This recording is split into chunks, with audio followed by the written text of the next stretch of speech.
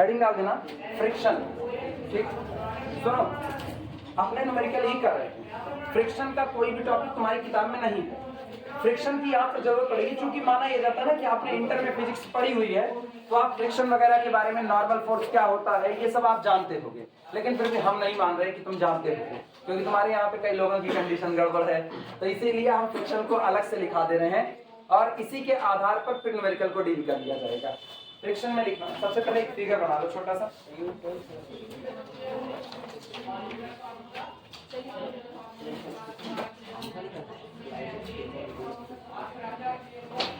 Figure बना लो, फिर बताते हैं कैसे क्या होना है।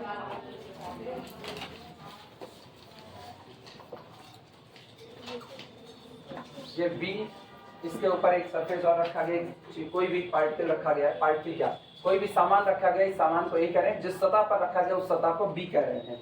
इस पर एक फोर्स लगाया जाता है, अप्लाइड फोर्स। अप्लाइड फोर्स का मतलब आप इसको डिस्प्लेस करना चाहते हो इसकी जगह से, तो अप्लाइड फोर्स आपके ऊपर आप कहाँ लगा सकते हो, आप चाहो तो अप्लाइड फोर्स इधर लगा सकते हो, आप चाहो तो इस साइड लगा सकते हो। हम इधर अप्लाइड फोर्स लगा रहे हैं, ये रहा, ये मेरा अप्लाइड फोर्स है, अप्लाइड फोर्स। हम इसके बहुत डीप थ्योरी में नहीं जाएंगे, पहले बता रहे हैं मुझको केवल और केवल फ्रिक्शन की जरूरत है। फ्रिक्शन की डिफिनीशन और फ्रिक्शन के बारे में थोड़ी सी इंफॉर्मेशन लेकर आगे बढ़ जाएंगे। तो अगर फ्रिक्शन तुमको बहुत ज्यादा पढ़ने का मन होगा तो फिजिक्स ही पढ़ सकते हो, यहाँ नहीं पढ़ सकते हो फ्रिक्शन। अच्छा, इसके बाद फिर ये जब कोई भी सामान किसी सतह पर रखा जाता है, समझना, जब कोई सामान किसी सतह पर रखा जाता है, सामान के पास अपना एक वेट होता है, वो वेट उसको नीचे की तरफ काम करता है, वेट हमेशा नीचे काम करेगा। तो जैसे हम कहें कि अगर मैंने कोई भी सामान रख दिया, एग्जांपल के तौर पर इस पर हमने इस मोबाइल को उठा करके रख दिया, ठीक। अब ऑब्वियस बात है मेरा हाथ एक वेट महसूस कर रहा है, इसका मतलब इसका अपना जो वेट है वो इस पर काम कर रहा है। और न्यूटन चच्चा कोई बात कह करके गए हैं ना, क्रिया प्रतिक्रिया का नियम कह के गए हैं कि जब आप किसी चीज पर कोई फोर्स अप्लाई करते हो तो ऑब्वियस सी बात है उसका अपोजिट फोर्स भी आपके ऊपर अप्लाई होता है। तो यानी जब ये मोबाइल यहाँ पर रखा गया और इसने सतह पर एक दबाव डाला तो एक प्रेशर इसको ऊपर की तरफ फेंक रहा होगा, ठीक। वो चूंकि ये बैलेंस पर है तो इसका मतलब वो और ये दोनों एक दूसरे को बैलेंस किए हुए हैं। तो ये जो फोर्स होता है ये हमेशा सतह के परपेंडिकुलर काम करता है, इसको आप नॉर्मल फोर्स कहते हैं। ये हमेशा सतह के कैसा आता है, परपेंडिकुलर आता है। तो यानी जब ये सामान कैपिटल ए बी सतह पर रखा गया होगा तो निश्चित तौर पर इसने एक वेट यहाँ पर डाला होगा। अगर इसने वेट नीचे डाला है तो सतह भी इसके ऊपर परपेंडिकुलर डायरेक्शन में एक फोर्स ऊपर की तरफ लगाएगी, जिसको नॉर्मल फोर्स कहा जा सकता है। लिखना इसी बात, ये है normal force, normal force on capital A, normal force on capital A by capital B. सतह बी के द्वारा या किसी भी सामान जो कि वी है बी के द्वारा ए पर लगाए जाने वाला नॉर्मल फोर्स है जो किधर काम करेगा, ऊपर की साइड में काम करेगा। और ये तब हो रहा है जब एक फोर्स नीचे की तरफ काम कर रहा है। और ये कौन है, ये है normal force by capital A on capital B. Normal force, normal force by capital A on capital B. जब कैपिटल ए कैपिटल बी पर एक फोर्स लगा रहा है नीचे की तरफ तो निश्चित तौर पर बी भी कैपिटल ए पर फोर्स लगाएगा, किधर, ऊपर की तरफ। यही क्रिया प्रतिक्रिया का नियम होता है। अंग्रेजी जो भी एक्शन एंड रिएक्शन, ये भी सही है। ये फिगर बना लो। अच्छा, अब एक चीज गौर करना, इधर गौर करो। जब तुम यहाँ पर एक रस्सी बांध लो कुछ, ठीक, रस्सी बांध करके इस सामान को इधर खींचना चालू करो, तो जब तुम इस सामान को इधर खींचोगे तो जाहिर सी बात है ये जो सतह है, ये सतह उसको खींचने से रोकना चाहिए, चाहे जितनी भी चिकनी सतह हो, चाहे जितना भी स्मूथ सरफेस हो। जब एक सामान को खींचते हो उस पर तुमको लग रहा है बड़े आसानी के साथ चिकनी सतह पर, हाँ चिकनी सतह पर वो आसानी से आ रहा है। क्यों? क्योंकि चिकनी सतह उसको रोकने के लिए जितना फोर्स अप्लाई करे वो बहुत कम अप्लाई कर रही है। लेकिन अगर वही सतह खुरदरी होता, खुरदरी सतह पर ऑब्वियस सी बात है ज्यादा फोर्स लगेगा, लेकिन उस फोर्स की डायरेक्शन चूंकि वो इसको रोकने के लिए अप्लाई हो रहा है, इसलिए किधर होगी, इस साइड।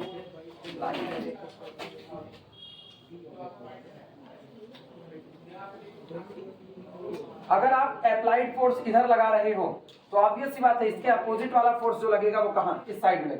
और अगर अप्लाइड फोर्स इधर लग रहा है तो सतह रोकने के लिए जितना फोर्स लगाएगी वो पीछे की तरफ लगाएगी। क्लियर है? इस फोर्स के साथ इसका नाम लिख देना। और सुनो, ये फोर्स किसके द्वारा लगाया जा रहा है? सतह बी के द्वारा लगाया जा रहा है। इसी को आप घर्षण कहते हो या इसी को आप इंग्लिश में फ्रिक्शन कहते हो। लिखना, फ्रिक्शन नहीं friction, friction force, friction force. उम्मीद करते हैं ये बातें तुम लोगों को समझ आनी चाहिए, है ना? बिल्कुल ऐसा है, फिजिक्स पढ़े ही हो, हम मैथ वाले हैं, हम फिजिक्स नहीं पढ़ा सकते हैं कि ऐसा हमने रख दिया। हम इस मोबाइल को इधर खींचना चाहते हैं और सोचो जब हम इस मोबाइल को इधर खींच रहे हैं हमको एक फोर्स लगाना पड़ रहा है। ये फोर्स हमको इसलिए लगाना पड़ रहा है ना क्योंकि ये अपने प्रेशर से इसको नीचे दबाए हुए है, और दबाए हुए तो जब ये सतह पर खींचा जा रहा है तो सतह चाहे जितनी, सोचो ये चिकनी किताब है, उसके बावजूद भी ये इसके ऊपर एक फोर्स तो अप्लाई करेगी और वो फोर्स इसको आगे बढ़ने से रोक रहा है। अगर इसको कोई फोर्स ना लगता ना तो हम ऐसे करते और ये यहां से निकलता और शट से पार करता करता जाने कहां की यात्रा कराता। लेकिन अभी ऐसा नहीं हो रहा है। अभी हम इसको धीमे से एक बार खींच रहे, छोड़ रहे हैं, वो रुक जाए, छोड़ रहे हैं, रुक गया। हुआ? ये ऐसा इसलिए हो रहा है क्योंकि ये सतह इसके ऊपर एक फोर्स लगा रही है और वो अपोजिट डायरेक्शन में लगा रही है। अपोजिट डायरेक्शन में लगाया गया फोर्स मेरे फोर्स को नेग्लेक्ट कर दे रहा है, मेरे फोर्स को नेग्लेक्ट कर रहा है। इसी फोर्स को जो एक सतह किसी दूसरी सतह के ऊपर लगाती है उसको आप क्या कहते हो? घर्षण कहते हो, या उसी को आप इंग्लिश में फ्रिक्शन कहते हो। That's called the friction force.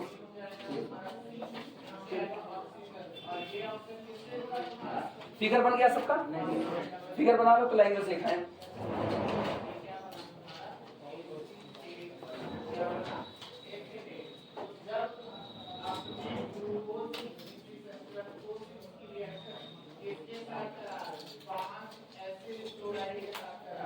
अच्छा ये बताओ, सोच करके जवाब देना।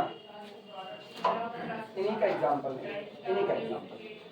सोचो अभी ये मोबाइल हल्का है, ठीक है, 180 ग्राम।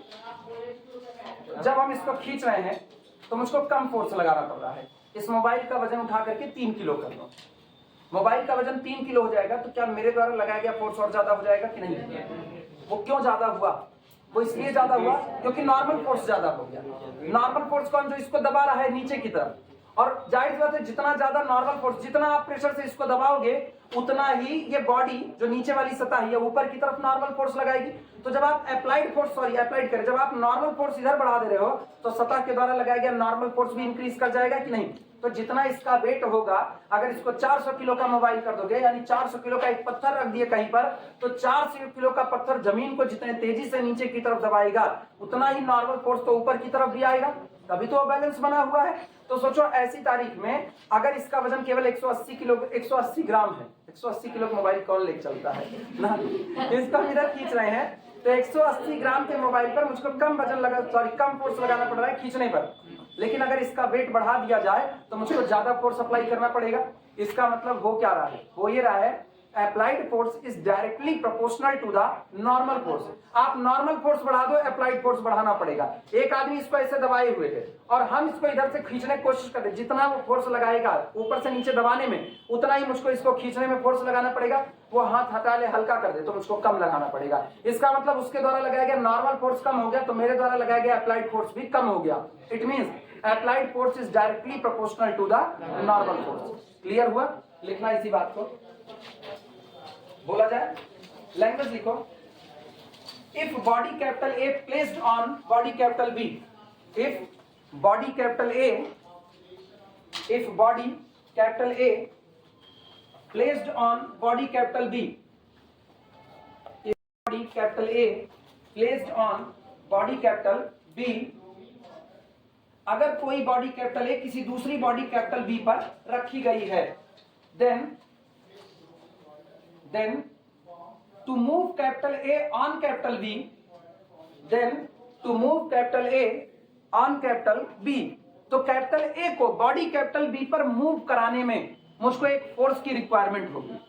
फिर से वापस सुनना, एक बॉडी कैपिटल B है जो नीचे मौजूद है और एक बॉडी कैपिटल है जो इसके ऊपर रखी गई है, और हम कैपिटल A बॉडी को इसी कैपिटल B बॉडी के ऊपर मूव कराना चाहते हैं।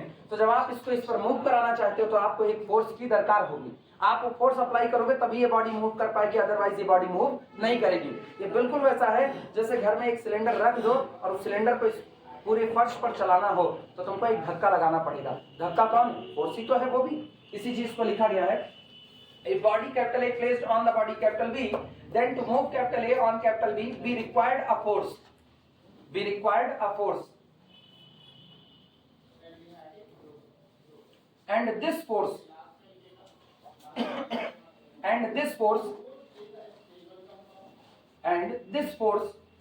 is directly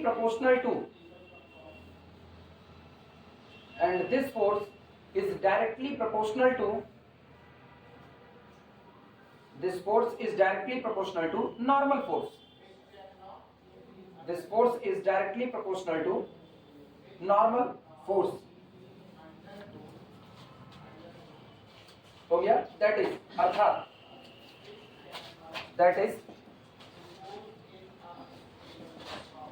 applied force proportional to normal force capital N. Normal force capital N. इसका मतलब हुआ कि जो आपका अप्लाइड फोर्स होता है, अप्लाइड फोर्स को कैपिटल एफ से रिप्रेजेंट कर रहे हैं, applied force capital F proportional to the normal force capital N.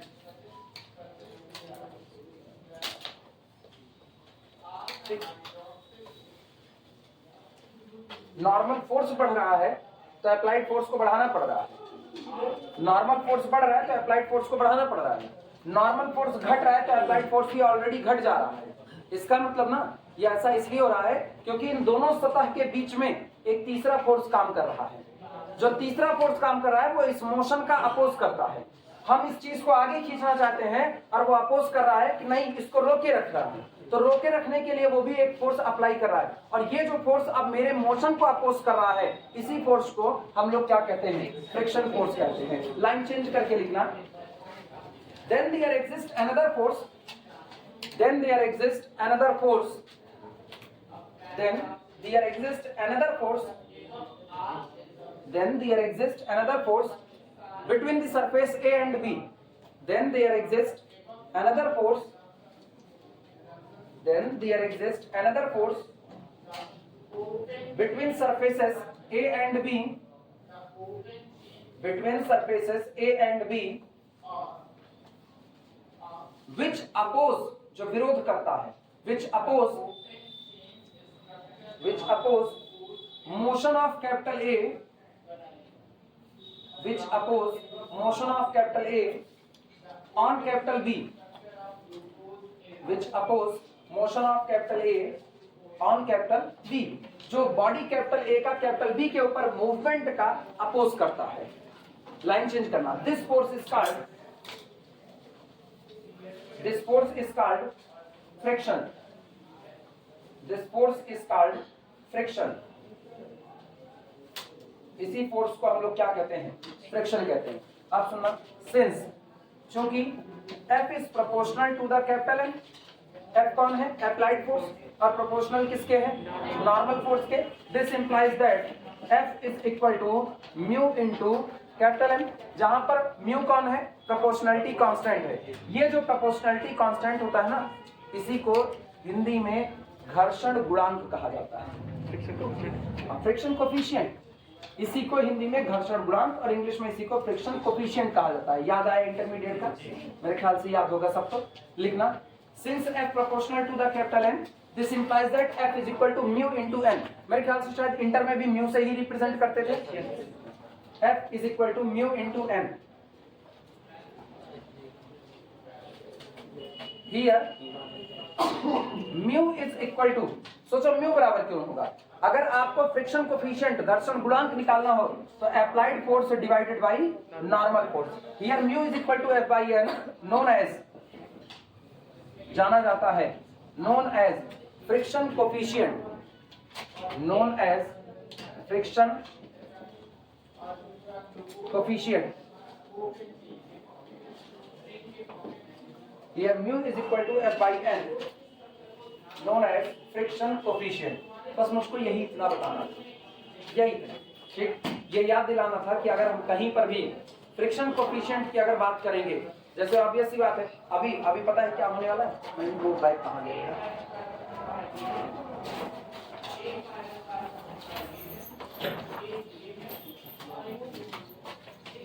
Pen लेना है,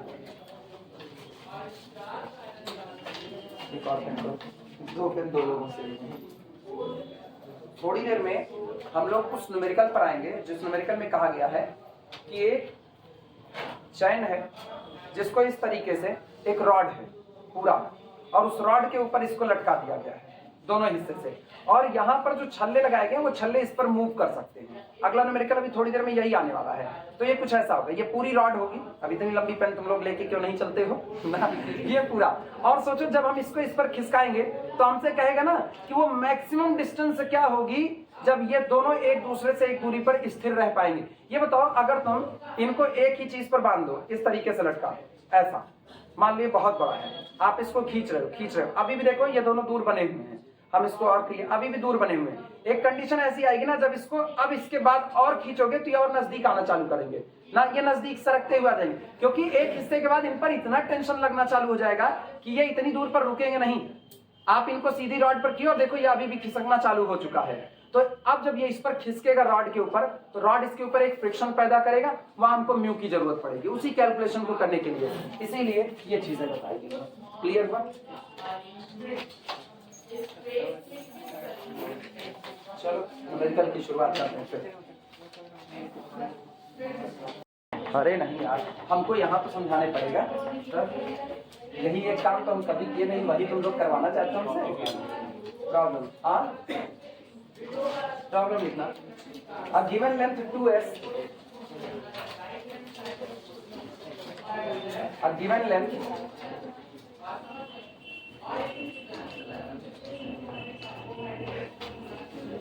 जानते हो, जैसे एक टीचर लिखने का आलस करना चालू करते हैं उससे मामला बिगड़ जाता है। A given length 2s of a uniform chain,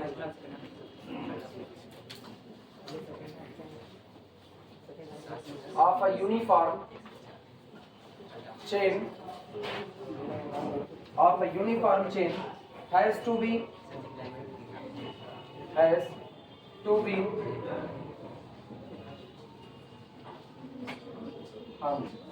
between 2 points,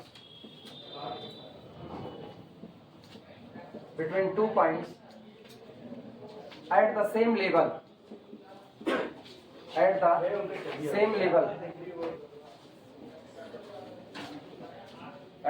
level, and the tension has not to exceed, and the tension has not to exceed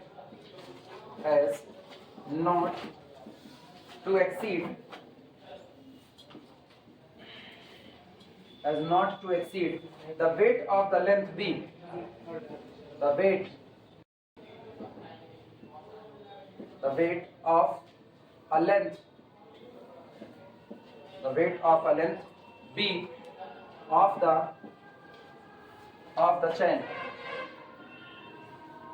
the chain, so that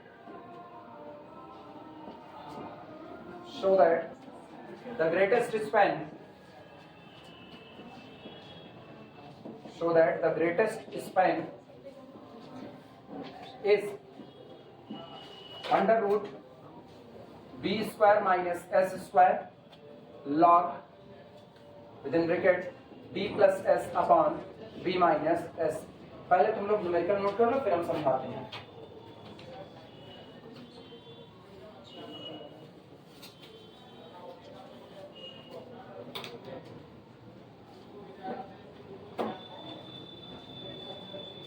numerical पूरा नोट कर लो, अभी कुछ ना समझो क्या लिखा गया क्या नहीं, समझा रहे हैं थोड़ी देर में।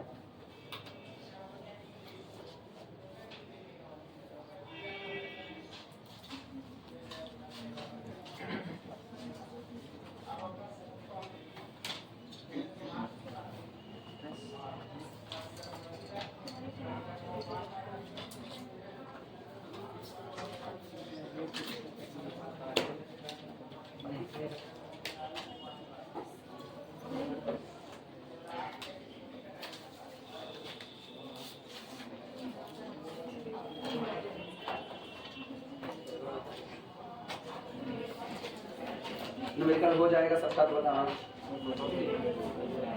और सुनो, टिक करो इम्पोर्टेंट रीजन, एग्जाम में 2 बार पूछा जा चुका है, एग्जाम में 2 बार पूछा, मेरी जानकारी में 2 बार है, मेरी जानकारी में, और बाकी भगवान जाने कितनी बार है ना। हम अपनी जानकारी जानते हैं, मेरी जानकारी बहुत लिमिटेड है, मेरे पास जितने अंशाल है उसी के हिसाब से मेरी जानकारी है, और वो भी हम बहुत कम देखते हैं, वो भी बहुत कम देखते हैं। बस जो पढ़ाते पढ़ाते याद रह गया ना। अब ऑब्वियस सी बात है, 2 साल का अंशाल मेरे पास है, और 2 साल के अंशाल में 10 साल का तक का पेपर होता है।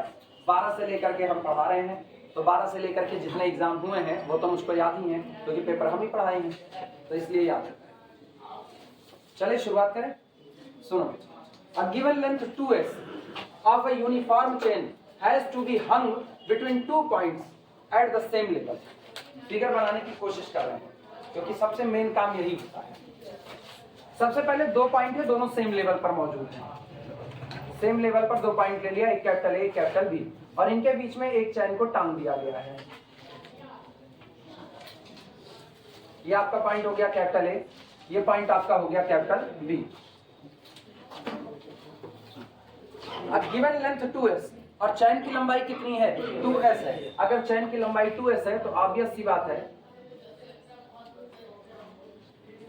वर्टेक्स कैपिटल सी से लेकर के ए तक के हिस्से की लंबाई कितनी होगी, और इधर की भी लंबाई कितनी होगी।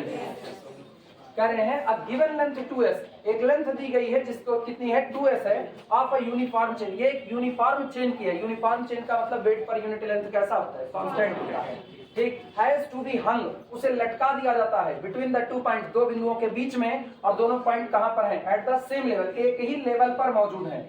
And the tension has not to be exceed, और जो आपका टेंशन है वो नहीं बढ़ पाता, has not to be exceed the weight of a length b of the chain.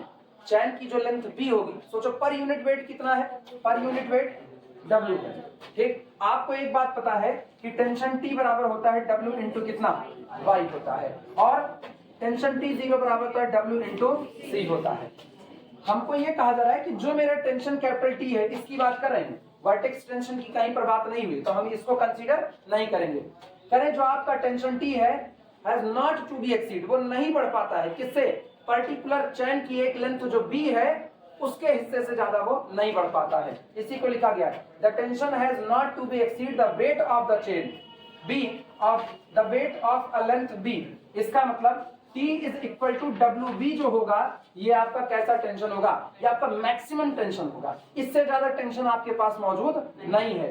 तो यानी इसके this is the maximum tension. अगर हम इसको लिखें तो लिखा गया T max is equal to W into कितना, this is our maximum tension, इससे ज्यादा टेंशन मेरे पास मौजूद नहीं है। ये कौन सा टेंशन होता है, ये टेंजेंशियल टेंशन होता है, यानी टेंजेंशियल टेंशन की जो मैक्सिमम वैल्यू आपको दी गई है वो W इंटू बी दी गई है। बी क्या है, चैन के एक हिस्से की लंबाई है। क्लियर हुआ, फिर आगे सुनना। सो दैट आप ये दिखाइए the greatest span is under root b square minus s square log b plus a upon b minus a। Wording सुनो क्या कह रहा है, ग्रेटेस्ट स्पैन। ग्रेटेस्ट स्पैन का मतलब सिर्फ स्पैन भर नहीं होता, ग्रेटेस्ट स्पैन का मतलब एक ऐसा स्पैन जिसके बाद अगर आप फैलाने की कोशिश करोगे तो चेन आगे एक दूसरे के नजदीक आना शुरू करेगी। ये इसको हम कहीं पर ऐसे लटकाते हैं, ठीक। एक स्पैन ये भी है इतना, ये भी स्पैन है, ये भी स्पैन है, ये भी स्पैन है, दोनों है। लेकिन अगर आप इसको एक रॉड पर रख दे रहे हो, एक रॉड पर रखने के बाद आप इसको फैलाते चले जाओ कि क्या ये एक दूरी के बाद ये फैलना चालू करेगी। तुम किसी भी डोरी को उठा लो और उस डोरी पर इस चैन को रख दो, कैसा भी सरफेस हो, खुरदरा सरफेस हो, वैसा सरफेस हो, आप इसको यूं फैलाते जाओ। आप इतना कर दिए, सोचो इतने के बाद ये मेरे ही हाथ को खींचना चालू कर दिया है, क्या इससे ज्यादा फैलाव इसमें हो सकता है? तुम बहुत भी टाइट कर दोगे तब भी इससे ज्यादा फैलाव इसमें मौजूद नहीं है। बल्कि अगर तुम इसको किसी रॉड लगा, अगर इसको किसी रॉड पर रख देंगे तो रॉड पर ये फिर आप इतना खींच दिए, सरक करके इतना हो गया, इससे कम नहीं। अब इससे ज्यादा तुम करना चाहते हो, तुम चाहते हो और हो जाए, ये फिर इतना आ जाएगा, और हो जाए फिर इतना आ जाएगा। कम हो सकता है लेकिन ज्यादा नहीं हो सकता। तो ये आपका इतनी दूरी आपकी क्या होगी, ग्रेटेस्ट स्पैन होगी। लेकिन ये सोचो अगर ये ग्रेटेस्ट स्पैन है तो इसी स्पैन पर तो टेंशन है, अगर ये यहाँ पर है तो टेंशन कम है, क्योंकि इस पर कोई फोर्स अप्लाई नहीं हो रहा, हो तो रहा है लेकिन कम अप्लाई हो रहा है, थोड़ा दूर की है। जब ये दूर हुआ तो यहाँ पर टेंशन और बढ़ गया कि नहीं, ये थोड़ा और दूर हुआ, यहाँ टेंशन और बढ़ गया। रीजन क्यों टेंशन बढ़ रहा है? क्योंकि गौर करो ये जमीन से ऊपर जा रहा है, और जब कोई चीज जमीन से ऊपर जाती है तो उसको ग्रेविटी नीचे की तरफ खींच रही है, और ग्रेविटी इस हिस्से को, निचले हिस्से को नीचे की तरफ खींचेगी, तो यहाँ कॉर्नर पर टेंशन बढ़ जाएगा कि नहीं बढ़ जाएगा? इसका मतलब जब तक ये यहाँ पर है तब तक इन पर ग्रेविटी का असर तो है, लेकिन उतना नहीं है जितना पहले हुआ करता था। लेकिन तुम इसको दूर किए, ये ऊपर उठा तो ग्रेविटी ज्यादा हो गई, और ग्रेविटी ज्यादा हुई तो यहाँ पर क्या मौजूद आया? टेंशन। आपका जो मैक्सिमम टेंशन है वो कहां पर मिलेगा? मैक्सिमम स्पैन पर मिलेगा। कम स्पैन रहेगा तो आपको मैक्सिमम टेंशन नहीं मिलेगा, और स्पैन मैक्सिमम होगा तो आपका टेंशन भी कैसा होगा? मैक्सिमम। तो ये बताओ मैक्सिमम टेंशन T बराबर कितना दिया है?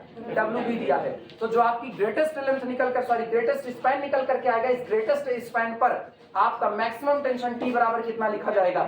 WB लिखा जाएगा। क्लियर हुई इतनी बातें? चलो शुरुआत करते हैं। हमेशा याद रखना, जिस दिन स्पैन मैक्सिमम होगा उस दिन टेंशन मैक्सिमम होगा, और टेंशन मैक्सिमम कहा गया है तो पक्की बात है स्पैन भी कैसा रहा होगा? मैक्सिमम रहा होगा। हाँ, ये फिगर कंप्लीट कर दें। सुनो, अब हम एक काम करते हैं। ऑब्वियस सी बात है कैपिटल ए पर टेंशन काम कर रहा होगा, टेंजेंशियल टेंशन है, तो ये टेंजेंशियल टेंशन हॉरिजॉन्टल लाइन के साथ एक एंगल बनाएगा।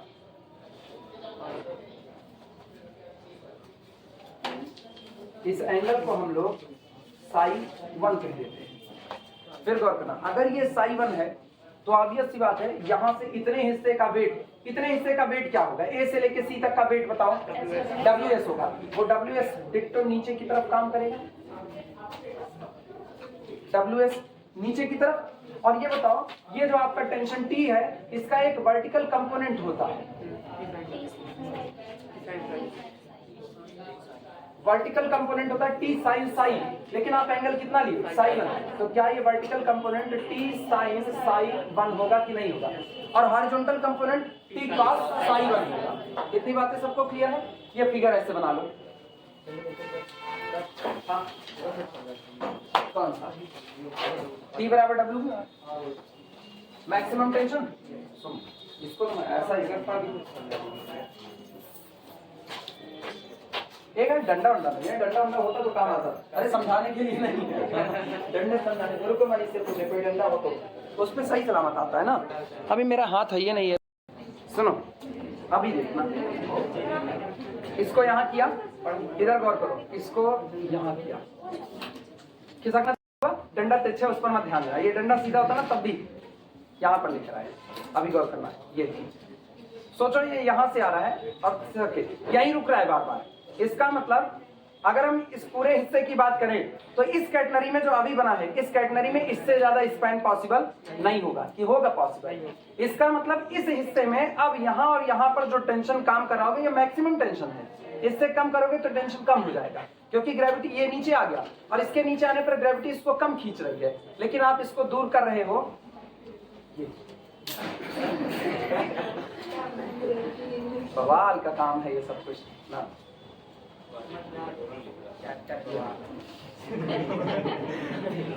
फिर इतना वो रुकेगा इतने पर, इससे कम पर नहीं आएगा।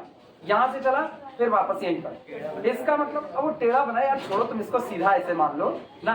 फिर भी तुम ये मान के चलो, इतनी बातें तो विजुलाइज कर सकते हो कि अगर तुम इसको सीधा डंडा भी लेते, इसको एक हद तक खींचते, उसके बाद देखो हम इसको इधर खींच रहे हैं लेकिन ये भी इधर आ रहा है कि नहीं आ रहा है। मतलब इनके बीच की दूरी एक हद के बाद नहीं बढ़ सकती है, और जितना बढ़ सकती है वो आपका क्या कहलाता है? Maximum span.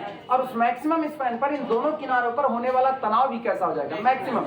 और उसी तनाव को कहा गया ये जो मैक्सिमम टेंशन होगा ये लेंथ W के वेट से ऊपर नहीं जा सकता है। इसका मतलब मैक्सिमम टेंशन आपका क्या चढ़ेगा? W into B। इसके ऊपर आप टेंशन नहीं ले सकते हो। क्लियर हुआ? अभी W की लेंथ है यार, ये इसकी लेंथ है, इसकी लेंथ पूरी कितनी है? S है।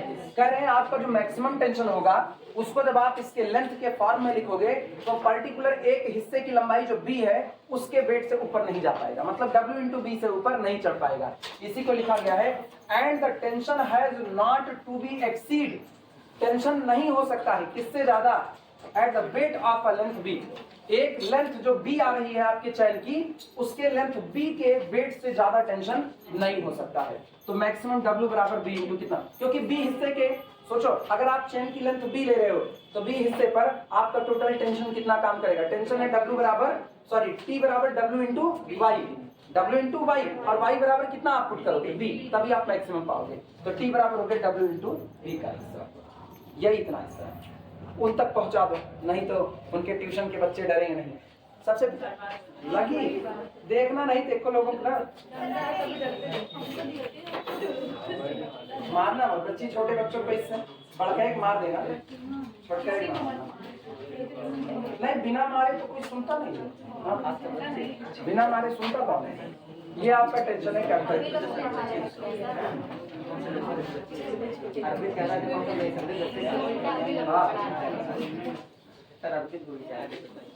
चलो शुरुआत करते हैं। न्यूमेरिकल सब लोग लिख चुके हैं?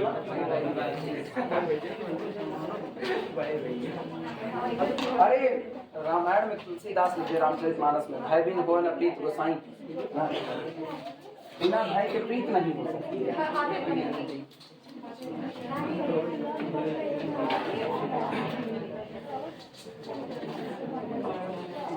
ये याद रखो, एक होता है ना गणित की दुनिया में, एक होता है रेक्टिफिएबल arc.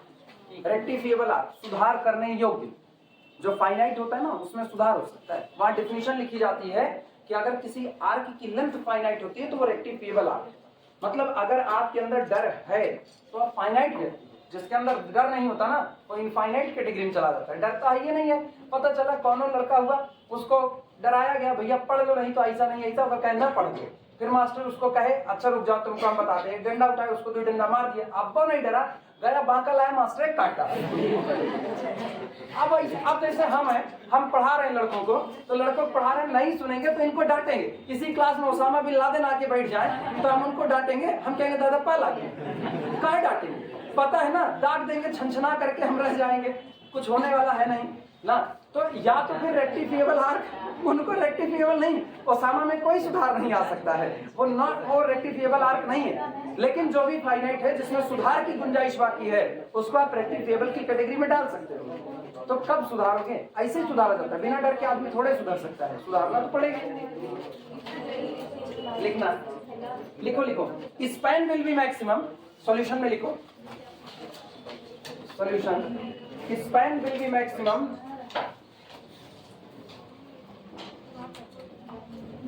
span will be maximum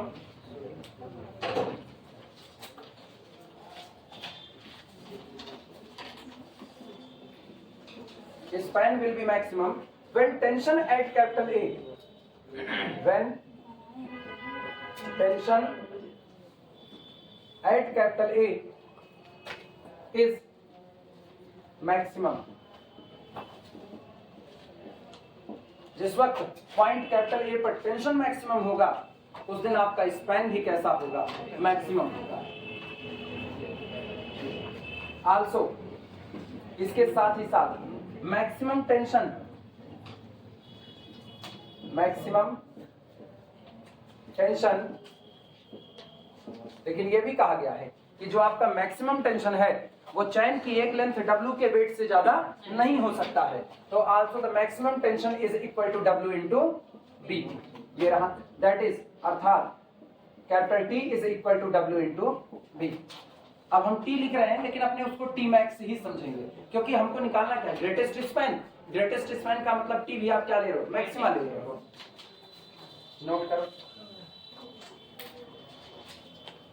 ये बताओ सबको पता है यस में और साई में एक रिलेशन पता है? यस में और साई में एक रिलेशन पता है?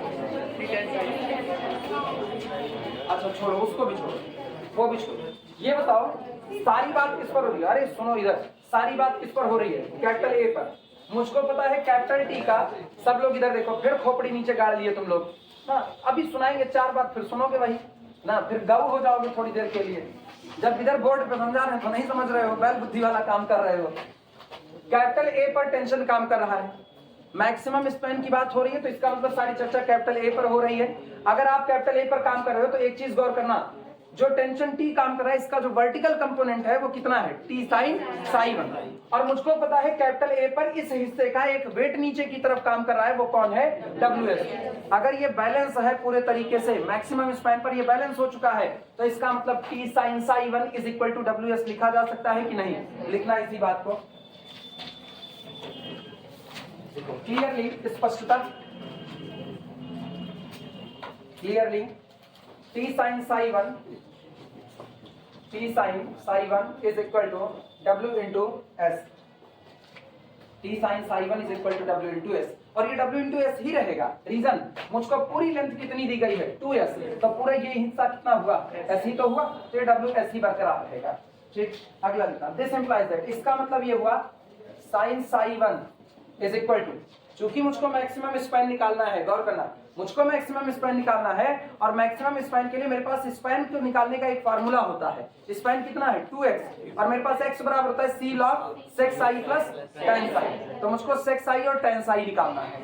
साइन साई मिल जाएगा, cos साई मिल जाएगा, तो क्या tan और sec साई आ जाएगा कि नहीं, बस ये इतना काम चलेगा। This implies that sine Sai 1 is equal to W into S upon कितना, कैपिटल T। लेकिन ग्रेटेस्ट स्पैन पर कैपिटल T की वैल्यू कितनी है, WB, तो this is equal to WS upon WB, W से W कैंसिल आउट हुआ, S upon no, sine Sai 1 is equal to S upon B।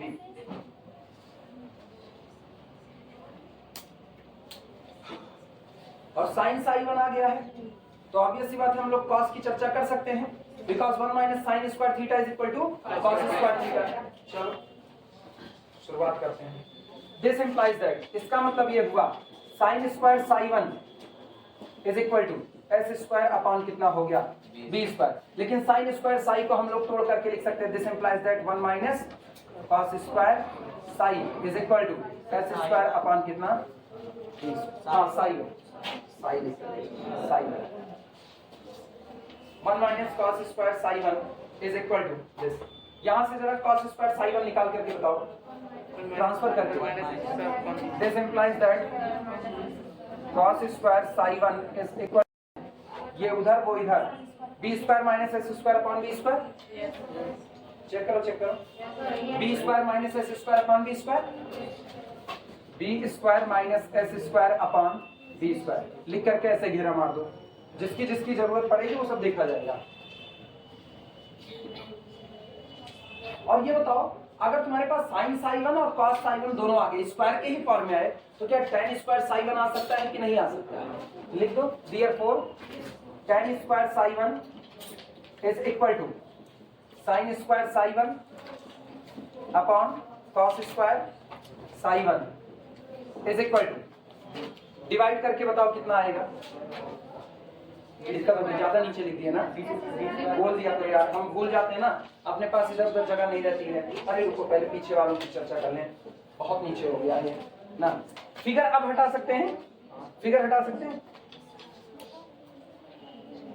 ये मेरे पास आया हुआ था, रुको, साइन स्क्वायर साई 1 मेरे पास आया था is equal to S square upon B square, और यहां से कॉस स्क्वायर साई 1 हम लोगों ने निकाल लिया था, B square minus S square upon कितना, बी स्क्वायर। तो यहां से हम वैल्यू निकाल रहे हैं, this implies that tan square psi 1 is equal to sine square psi 1 बटे cos square psi 1, B square से बी स्क्वायर कट गया, S square upon B square minus S square. Note करो, लिखो। यहां से अगर तुम गौर करो, तुमको tan साई 1 मिल चुका है, हाँ या ना, tan साई 1 मिल गया, लिख दो, this implies that tan psi 1 is equal to s upon under root B square minus S square, इनको घेरा मार देना, tan psi 1 is equal to s upon under root this. और ये बताओ, अगर tan साई 1 मिल गया तो क्या तुम मुझको sec साई 1 खुद से निकाल के बता सकते हो, निकालो, b upon under root B square minus S square, ठीक है। therefore sec psi 1 is equal to b upon under root B square minus S square.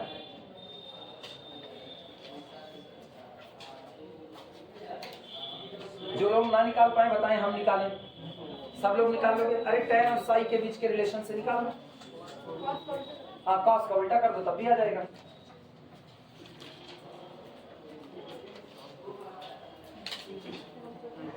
सोचो x बराबर क्या होता था, x is equal to C log sec psi plus tan psi, यही होता था। मुझको सेक साई मिल चुका है, टेन साई मिल चुका है, c बचा है। अब c निकालेंगे कैसे, यस बराबर सी टेन साई, क्योंकि टेन मिल चुका है, टेन साई मिल गया तो अब हम लोग c निकाल लेंगे यस बराबर सी टेन साई से। चलो उसकी भी शुरुआत करते, ये हटा दें, सबका इधर वाला हो गया है। लिखना also s is equal to C tan psi, also s is equal to c tan psi, s is equal to c tan psi implies that t psi 1 implies that s is equal to c tan psi 1 कितना आया है, s upon under root b square minus s square. क्या ये s और ये s cancel out हो जाएगा, length है तो जीरो तो हो नहीं रही है, क्योंकि सामने दिखा था कैटनरी जब हम लोग बनाए हुए थे तो ये लेंथ कितनी थी s, मतलब जीरो तो नहीं थी। तो दिस इंप्लाइज दैट c बराबर under root b square minus s square, ये तो c आ गया। अब मुझको जो जो चाहिए था वो सब कुछ मिल चुका है, मेरे पास c मौजूद है, मेरे पास s मौजूद है, मेरे पास साइन साई मौजूद है, सेक साई मौजूद है और टेन साई मौजूद है। वैल्यू पुट करना रहेगा, लिखो तो फिर शुरुआत करें। required span, therefore required span is equal to 2x is equal to, हाँ फॉर्मूला x का है लेकिन स्पैन कितना होता है 2x होता है, तो 2x is equal to 2c log bracket के अंदर में सेक साई 1 प्लस कितना tan psi 1, this is equal to 2c यानी 2 under root b square minus s square log bracket के अंदर में सेक साई 1 कितना है b upon under root b square minus s square plus s upon under root b square minus s square. लेकिन जो लाना है वो शायद b plus s upon b minus s का फॉर्म है, तो मतलब अभी हम लोगों को इसको और सिंप्लीफाई करना पड़ेगा। नोट करो, करेंगे सिंप्लीफाई और क्या करेंगे। This is equal to 2 under root b square minus s square log bracket के अंदर में इसको सीधे सीधे लग लेते हैं s plus B upon under root B square minus S square. Note करो फिर आगे चलो।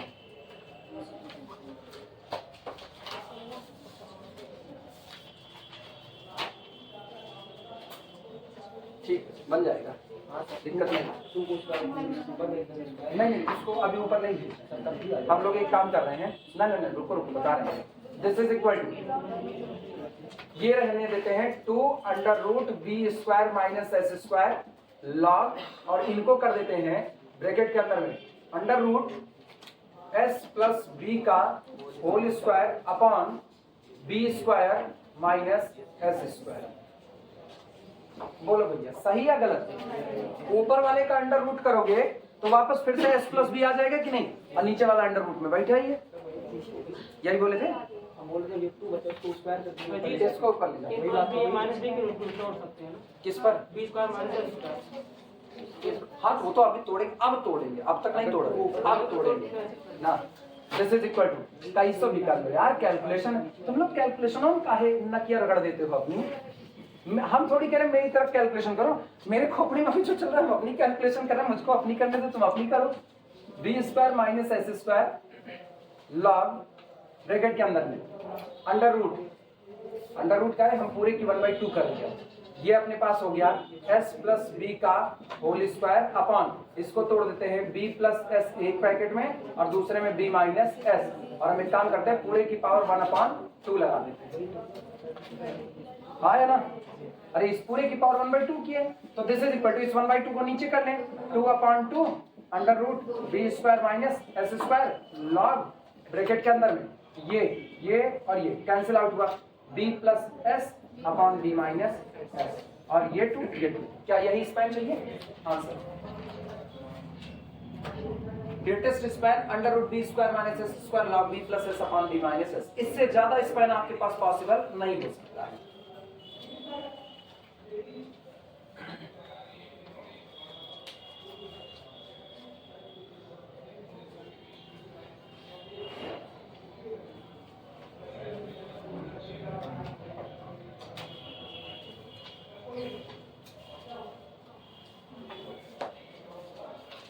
नोट कर लो फिर आगे चलो।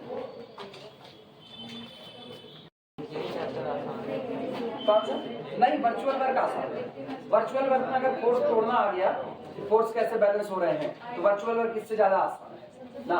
और बाकी तो ना डायनेमिक्स आसान है। स्टैटिक्स तो तुम जान लो, जिस दिन हम स्टेबल अनस्टेबल इक्विलिब्रियम में घुसेंगे उस दिन तुम लोग पता चलेगा कठिनाई क्या होती है। स्टेबल अनस्टेबल इक्विलिब्रियम हम लोग कौन सा? हाँ, अपना सेंटर ऑफ ग्रेविटी ऊपर आ जाता है स्टेबल अनस्टेबल में। उसको पढ़ाते हुए मेरी भी सेंटर ऑफ ग्रेविटी यहाँ होती है, यहाँ ऐसा श्रीवल्ली वाला डांस होता है, चप्पल उतर जाती है वहाँ पर। Problem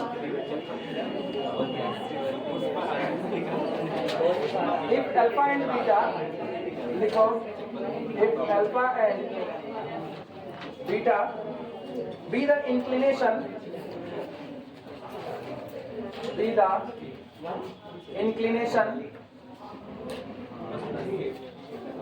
if alpha and beta be the inclinations to the horizon, if alpha and beta be the inclination to the horizon of the tangents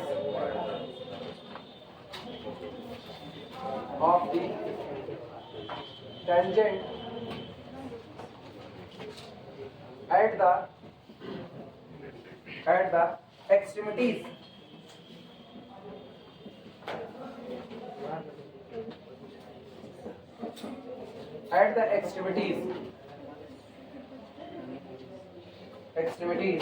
of a portion of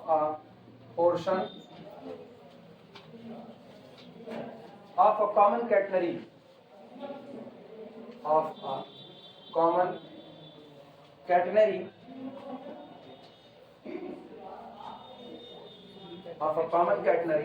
extremities and small l the length of the portion, small l the length of the portion,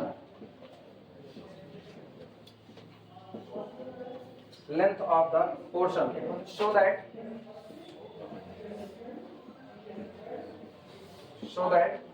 the height of one extremity,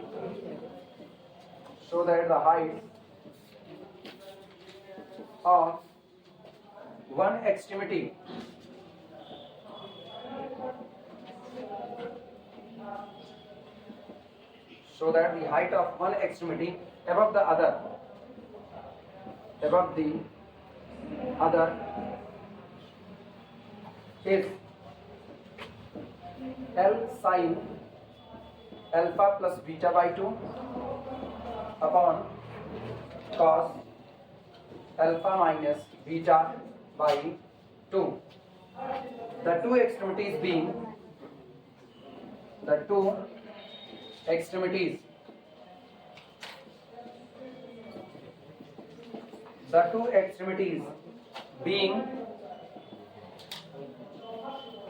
on one side of the vertex of the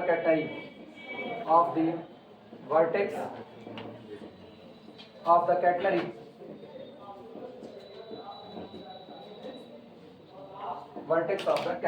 पहले पूरा numerical note करो फिर समझाते हैं। हाँ, catenary की तरह मत ही लड़ो।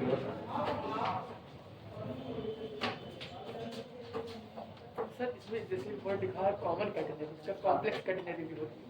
जैसे ये वर्ड दिखा है कॉमन कैटेनरी, आगे चल करके बनेगा ना टाइटली स्ट्रेस्ड बाय, उसके साथ जो कैटेनरी बनेगा वो कॉमन कैटेनरी के हिस्से में लिखेगा।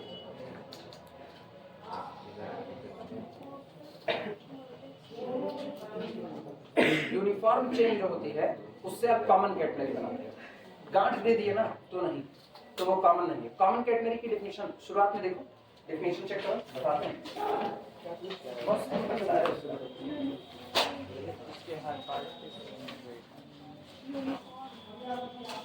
मेरे में डेफिनेशन होगा सुनो, लिखा गया है if uniform string is suspended, अगर एक यूनिफॉर्म स्ट्रिंग को लटकाया जाता है, is suspended from the points not in the same vertical line, then the shape of the string is called the common catenary. सोचो इसके लिए पहली शर्त क्या, आपकी स्ट्रिंग को क्या होना पड़ेगा, यूनिफॉर्म। अगर आपकी स्ट्रिंग यूनिफॉर्म नहीं है ना तो कैटनरी तो बनेगा, लेकिन आप उसको कॉमन कैटनरी नहीं कह सकते हो। जैसे आप एक रस्सी ले लो ना, रस्सी में गांठ मारो, 3-4 जगह पर गांठ दे दो रस्सी में, और एक बराबर दूरी पर गांठ दो। मतलब आपने रस्सी को उठाया, 10 सेंटीमीटर पर एक गांठ लगा दी, अगले 10 सेंटीमीटर फिर एक गांठ, अगले 10 पर फिर एक, अगले 10 पर फिर एक, 4 गांठें आपने लगा दी। अब आप टांग दो, कैटनरी अभी बने, लेकिन अब आप इसको कॉमन कैटनरी नहीं कर सकते। क्यों?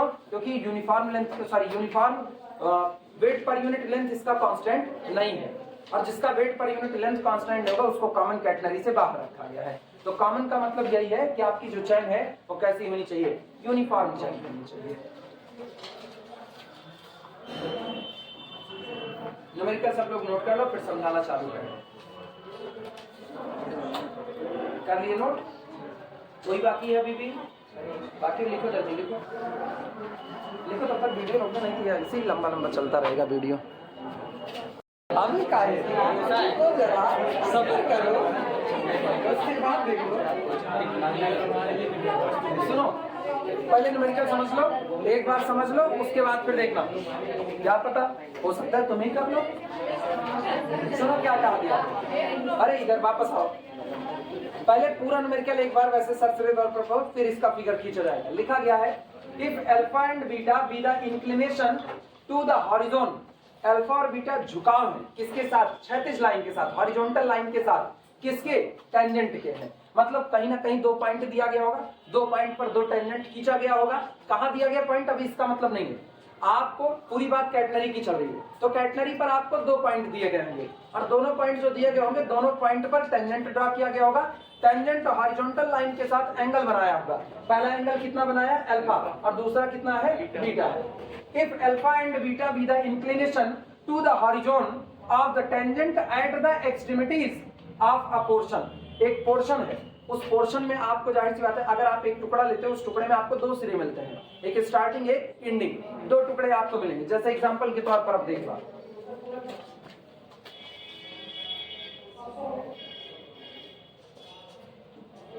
ये कौन सी कैटनरी थी, हालांकि ये कौन बोला, ये हो गया कैपिटल ए, ये हो गया कैपिटल बी। और देखो मान लो, सुनो ना मुनो, इधर मान लो हमने ये पोर्शन ले लिया, ऐसा पोर्शन ले लिया, या तुम्हारी मर्जी तुम यहाँ से पोर्शन ले लो, जहां जिधर मर्जी उधर से।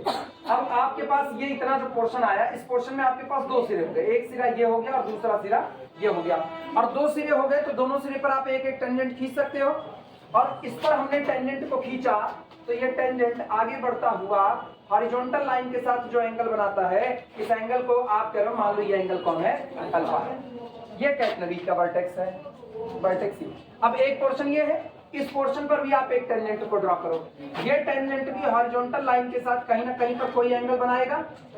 इधर देखो, इधर ये कहां खोपड़िया गाड़ देती है बीचवा, ये पोर्शन जितना एंगल बनाया, ये एंगल कौन है, बीटा है। ठीक, अभी समझ में आई बात है। इसी चीज को कहा गया if alpha and beta be the inclination, अगर अल्फा और बीटा झुकाव है टू द हॉरिजॉन, हॉरिजॉन्टल के साथ ऑफ द टेंजेंट, उन स्पर्शियों के झुकाव हैं जो खींची जाती हैं कहां पर, एट द एक्सट्रीमिटीज, सिरों पर खींची जाती हैं, of a portion of the common catenary, common catenary के एक हिस्सा लिया जाता है, उस हिस्से के 2 सिरे आए, दोनों सिरों पर टेंजेंट को ड्रॉ किया गया, तो पहला वाला टेंजेंट एंगल बनाया अल्फा और दूसरा वाला टेंजेंट बना देता है बीटा।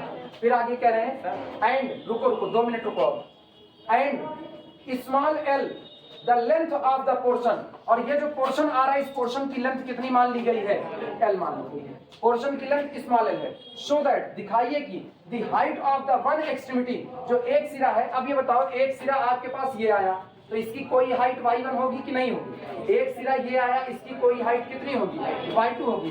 कह रहे हैं सो दैट, आप ये दिखाइए the height of the one extremity above the other, जो पहला सिरा है, ये पहला सिरा, इसके ऊपर दूसरा सिरा जहां पर मौजूद है, ये हाइट आपको निकालनी है, ये इतना हिस्सा, ये कौन होगा, ये बताओ पूरा कितना है, y1, ये कितना है, y2, तो ये कितना होगा, y1 माइनस y2। आपको ये y1 माइनस y2 निकालना, और ये कितना आना चाहिए, l into sine alpha plus beta y2 upon cos alpha minus beta y2। किसी के दिमाग में ये क्वेश्चन ना आए कि ये दोनों सिरे आप अलग अलग ऐसा ले लो। नीचे देखो, the 2 extremities being on one side, ये दोनों किनारे, दोनों सिरे एक ही तरफ हैं, being one side of the vertex of the catenary. जो कैटनरी का वर्टेक्स है ना, इसके एक ही तरफ है। तो या तो आप इनको इधर ही ले लो और या तो आप इनको इधर ही ले लो। आई बात समझ में?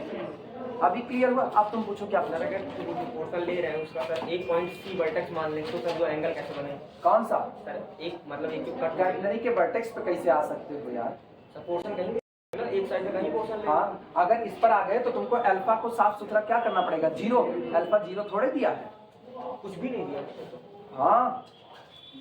If alpha and beta with the inclination, general value कहा है, तो पहले आप अल्फा बीटा पर निकाल डालो।